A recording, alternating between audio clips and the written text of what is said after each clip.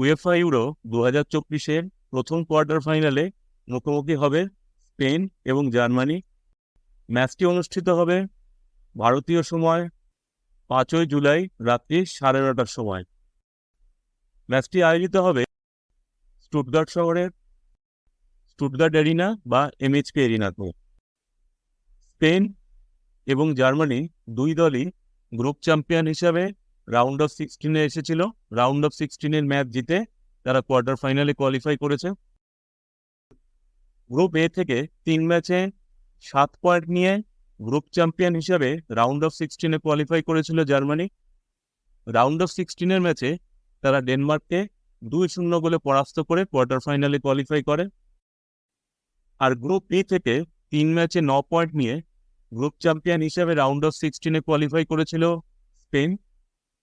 Round of 16-এর ম্যাচে তারা 4-1 গোলে জর্জিয়াকে পরাস্ত করে কোয়ার্টার ফাইনালে কোয়ালিফাই করে।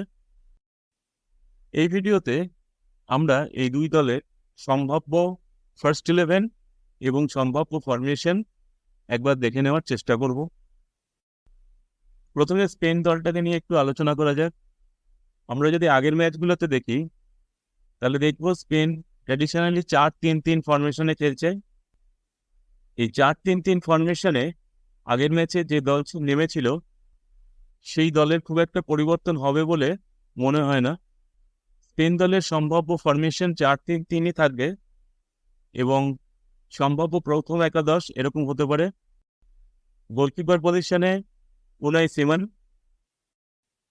রাইট ফুল ব্যাক হিসেবে ড্যানি কারভাহাল, দুজন স্টপার রবিন লে নরম্যান এবং Aymeric Laporte, left side back Marc Cucurella. 3 জনের মিডফিল্ড, সেখানে পেড্রি, রড্রি এবং ফাবিয়ান রুইস থাকবেন।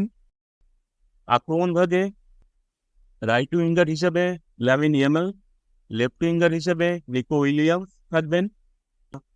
ফরওয়ার্ড হিসেবে আলভারো মোরাতা খেলবেন। এই ফরমেশনে দুই তরুণ উইঙ্গার লামিন ইয়ামাল এবং নিকো উইলিয়ামসের ভূমিকা যথেষ্ট থাকছে।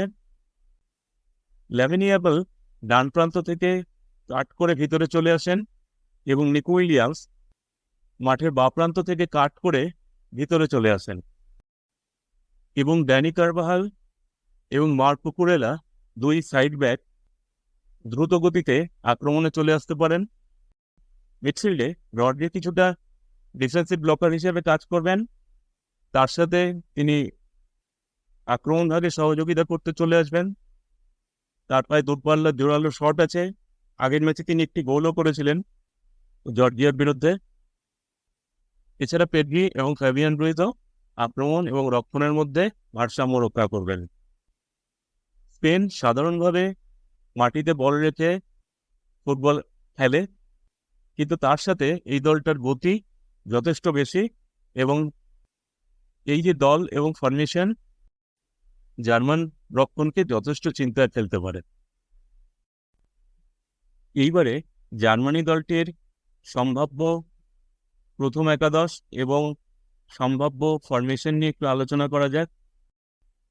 আগের ম্যাচগুলোতে জার্মানি 4-2-3-1 ফরমেশনে খেলেছিল, অর্থাৎ 4 জন ডিফেন্ডার, তার সামনে 2 জন ডিফেন্সিভ ব্লকার বা ডিফেন্সিভ মিডফিল্ডার, সামনে 3 জন, 2 জন উইঙ্গার এবং একজন বিহাইন্ড দ্য স্ট্রাইকার হিসেবে গুন্ডোয়ান এবং সামনে একা স্ট্রাইকার হিসেবে গাই হ্যাভার্টস। এরকম একটা ফরমেশনে জার্মানি খেলেছিল। কোয়ার্টার ফাইনালে গুরুত্বপূর্ণ ম্যাচে ফরমেশন চেঞ্জ হবে বলে মনে হয় না।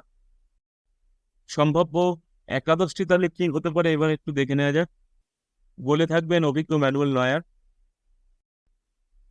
রাইট ব্যাক হিসেবে জসুয়া কিমিচ, 2 জন স্টপার যথাক্রমে অ্যান্টনি রুডিগার এবং জোনাথন তা হবে।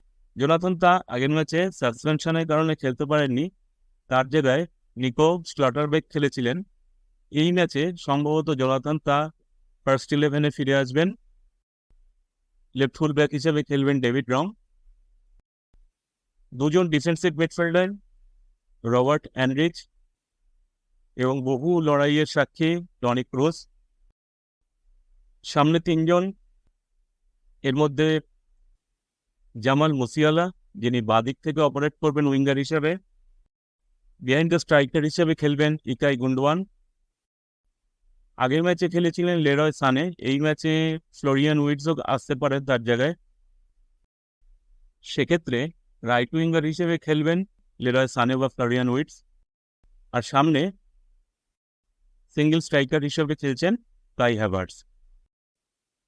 জার্মানি দলটি জামাল মুসিয়ালা এবং সানে বা উইটস বা কাই হ্যাভার্টস অত্যন্ত দ্রুত গতিতে আক্রমণ করেন। কাজেই এই ম্যাচে স্পেনের রক্ষণভাগেরও একটি পরীক্ষা হতে চলেছে। এই ইউরোকাপে এই দুই দলের যে মানে পারফরমেন্স, তাতে এই দুই দল ফাইনালে মুখোমুখি হলেও বলার কিছু ছিল না, কিন্তু দুর্ভাগ্যবশত এরা দুজন কোয়ার্টার ফাইনালে মুখোমুখি হচ্ছে এবং প্রতিযোগিতার একটি সেরা দল কোয়ার্টার ফাইনালে ছিটকে যাবে। এই দুই আক্রমণাত্মক দলের মধ্যে যে কোয়ার্টার ফাইনালটি হবে সেটি অত্যন্ত উপভোগ্য হবে বলে আশা করা যায়। ভিডিওটি দেখার জন্য আপনাদের সবাইকে আন্তরিক ধন্যবাদ।